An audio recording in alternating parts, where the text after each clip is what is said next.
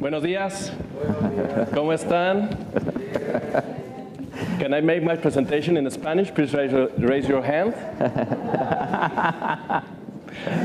So, in order to be understood and try to convey clear our message, we apologize for we are not the speakers today, we are going to be readers, but it's the best way to share our presentation with you.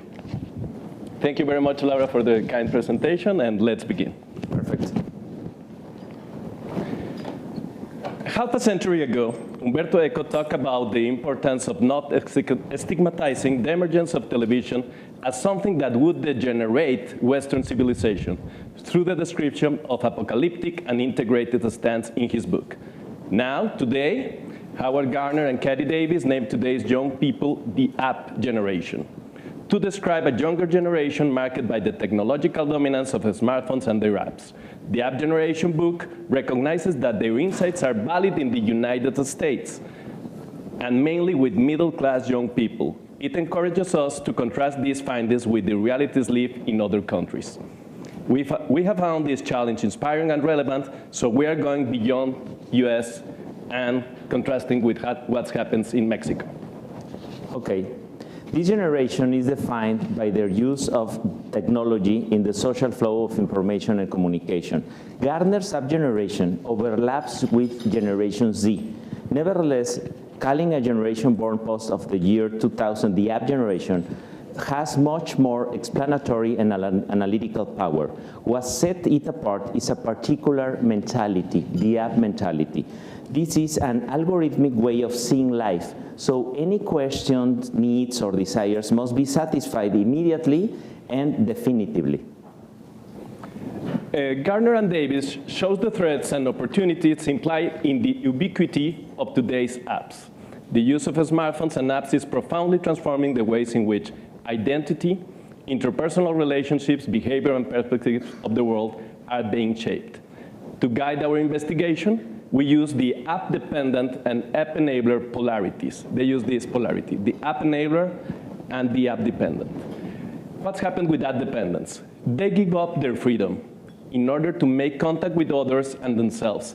They first look at the device and not within themselves. On the other hand, app enablers, they use their devices and apps as springboards for new experiences, knowledge, relationships, filled with meaning and creative expressions.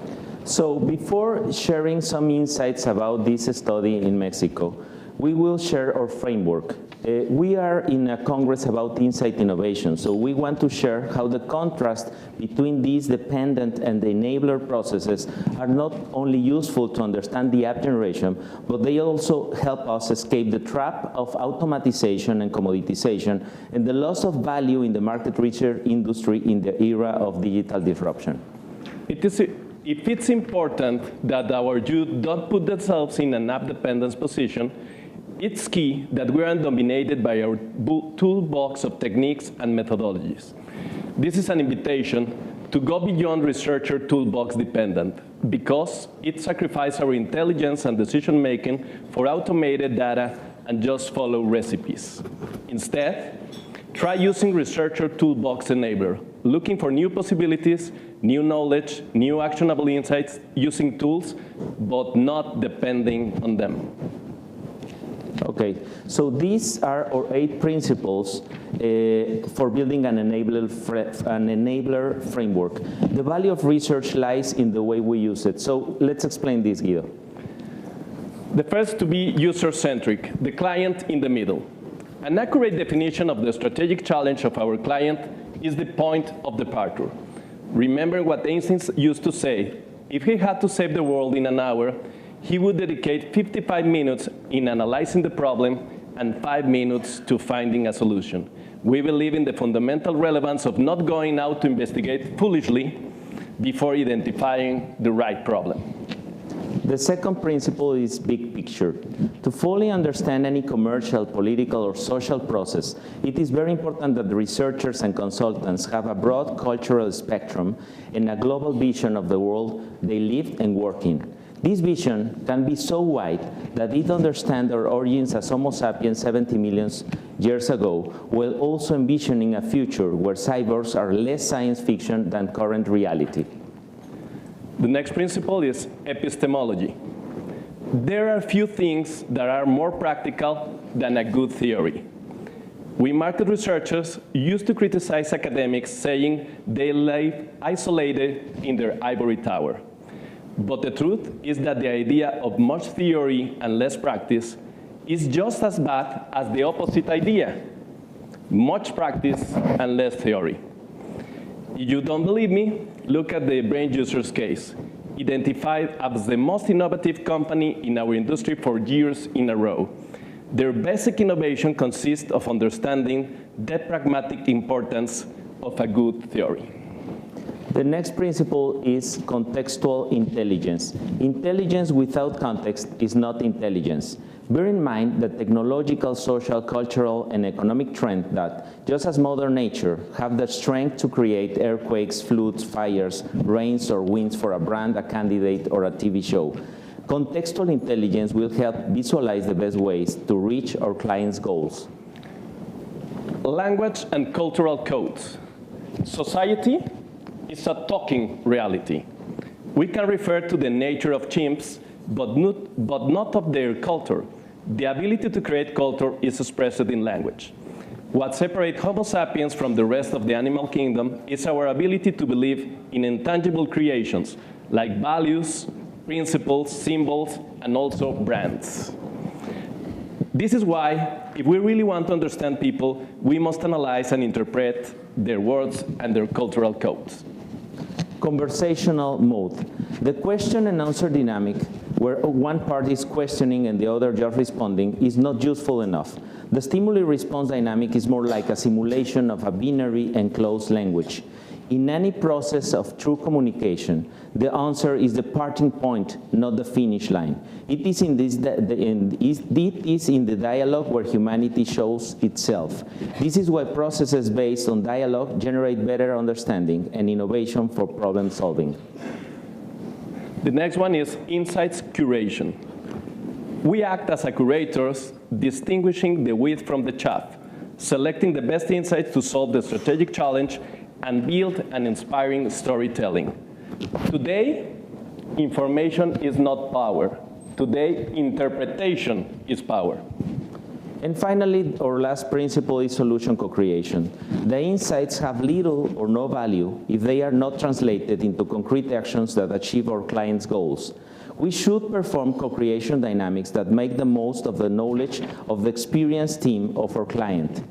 Insights coupled with client's expertise equals influence and impact.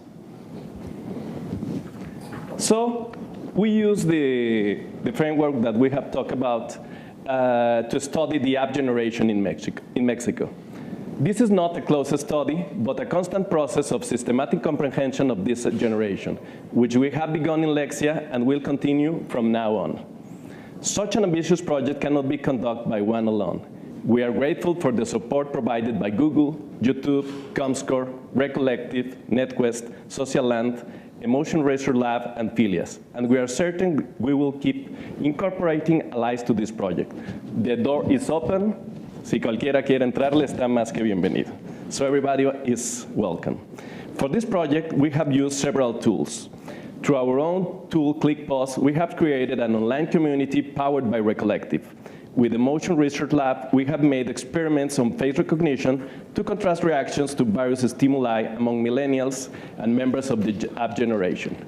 And at the end, we did ethnographic work with young people who still don't have contact with apps and smartphones to understand their expectations, after which we understood they have the hope to be online syndrome. That is absolutely different, which we have found here in the US, that is the fear to be offline. The app generation beyond USA. It's in the USA, it's in this country where generations are coined and described. We talk about baby boomers, Generation X, millennials, and now Generation Z, or app generation, or in Spanish, la generación app. We adopt these names in other countries even though they are not necessarily a good fit for our demographic realities. So we prefer the app generation concept because it will be more useful for a global perspective given the unstoppable penetration of smartphones and apps. Let's talk about some data that shows the difference between the USA and Mexico. First, Mexico is a younger country than the US. More than 1/3 of the Mexican population belongs to Generation Z. Meanwhile, the US has just over 1/4 of its population as a part of this generation. That's happened. The US population with no internet access, it's barely an 11%, while in Mexico, almost half of the population has no access at all. Pictures a divided country that lives in two different velocities. The smartphone penetration is equally uneven, although the gap will tend to close. But here, some changes for the regular pattern. That is, in the other hand, Mexico is the country that watches the most tutorial videos in the entire planet. Let me ask you a question. How many of you used to read instructions? Please raise your hand. If we were in Mexico, nobody. No one. You Americans love reading instructions. We Mexicans love to watch tutorials. As Mexicans, we don't read instructions. The elevated use of tutorial videos is the perfect example of the enabler world, and this gives us a clue that in Mexico, we are capitalizing on this positive aspect of an apps as a doorway to learning. So the app generation beyond millennials. The app generation in Mexico differs from their millennials peers. So we have found 4 contrasts. These are the 4 contrasts. So millennials said, always tell me yes, but app generation, don't tell me no. Millennials with technology versus in technology, with social media versus in social media and social life, and with some challenges versus in perpetual challenges, and we will explain this in the next slides. Don't tell me no is very different than always tell me yes. Don't tell me no. The spoiled attitude of always say yes to me of many millennials is very different to the more challenging and combative attitude of I will not take a no for an answer from the app generation. As Muhammad Ali said, for them, impossible is temporary. Not accepting failure is a key difference to understand the contrast between the app generation and the millennials. In technology, they were born into the app world and maintain a strong emotional bond with gadgets. In a face recognition experiment, when viewing a video of an iPhone shred by a blender, Generation Z expressed more fear and sadness than millennials. Imagine, app generation, not millennials, are the undeniable digital natives. They live in social media, but in social life. They love apps and social media, but also use it frequently to trigger enjoyable relations beyond the digital world. The social networks are important, but hugs matter. We love the cuddles. That's what they said. In challenges, they live in perpetual challenges, creating a generation that is used to overcoming themselves on a daily basis, no matter the challenge. Here, the world of apps and the gamer mentality of competing and passing levels is encouraging a generation used to problem solving. Many apps are precisely designed to facilitate the achievement of varied goals. The word goals is omnipresent in their daily reality. Like never before, they are ready to take over. They say, if millennials could not change the world, that does not mean that we cannot do it. And as a conclusion, this generation, as well as the market research industry, will continue to be great innovators if we avoid the trap of being focused in a tool-dependent box. To create a better future, we must make use of the enabler possibilities that the digital world is giving us. Thank you very much. Thank you.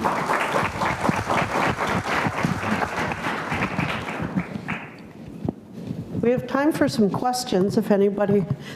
The questions aren't scripted. We didn't hand out questions, and they don't have answers written out. But please feel free to ask away. There's all kinds of interesting things here. I'm not technically of that app generation, but I do still feel like I need to be connected. And if any of you have ever dropped your phone in a puddle and had to live without it, like I did recently, you know how panicky that can feel. Whatever age we are. We've got a question and microphone coming up behind you in a second.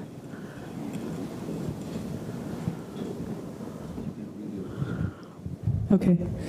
Hi, it was a great presentation. Really, really good. Thank you. Thank you.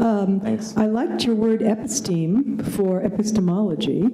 Is there a new twist on epistemology? That's my first question. And the other is the difference between in and with. So N and con in terms of millennials and Z. So episteme and in and with. No, episteme is just the Greek word. It's not some change. It's the same. It's absolutely but the we same. use this word like we always try to have the theory behind a practice, for example, a methodology. So we use this episteme, the Greek word, to try to be accountable of what our concept is behind the methodology.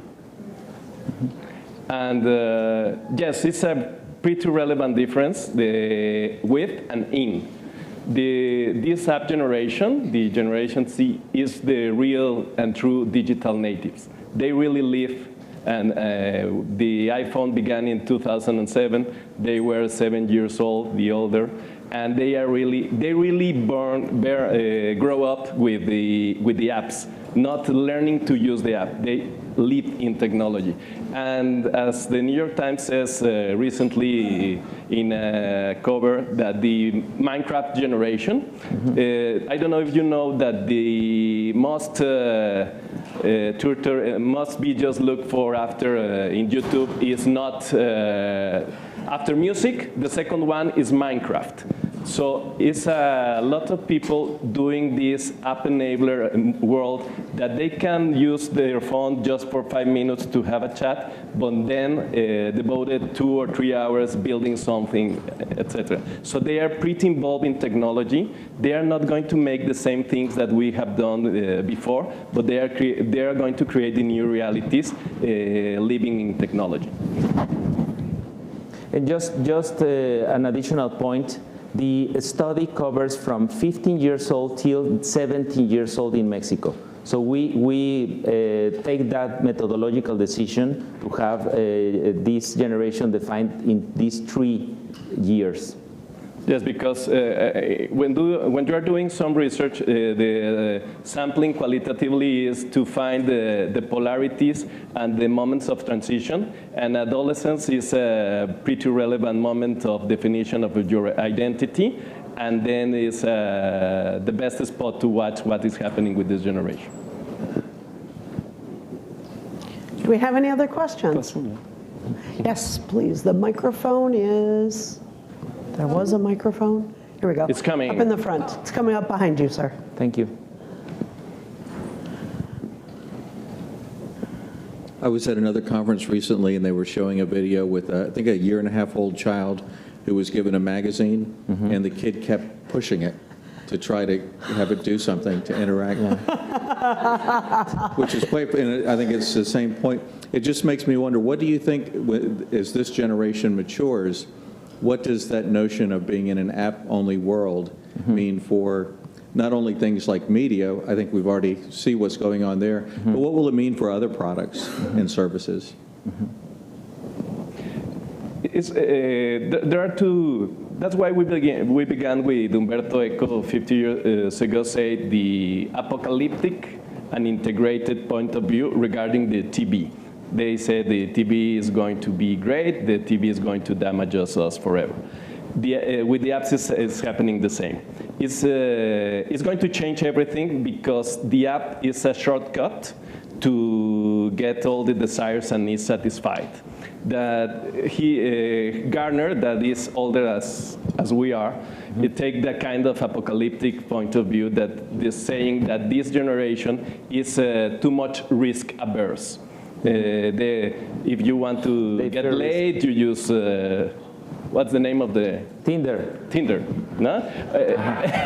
Please raise Please your hand. Raise your hand. Raise your hand. Tinder. Raise your Tinder? No? And this generation haven't had the feeling of being lost because the GPS, or they can do their homework 5 minutes before the delivery because they can Google it. So, but at the same time, they are doing all of these things and liberating enough amount of time to build things. They can do it, their homework in 5 minutes, but then craft it in 2 hours, an edition for a bind that lasts 9 seconds, for example. They are a generation that is pretty involved doing things. So it's a great transformation for all the media. That was your question, because the media is the conventional media is used to send a message and sit down, and this is a constant iteration and interaction with their publics. It's pretty different. And they live in challenge, so they have this gamer mentality. They are always like seeking for the next goal to accomplish. So I think, for example, in work environment, they will fit more than millennials, no? Because they are like committed with challenge.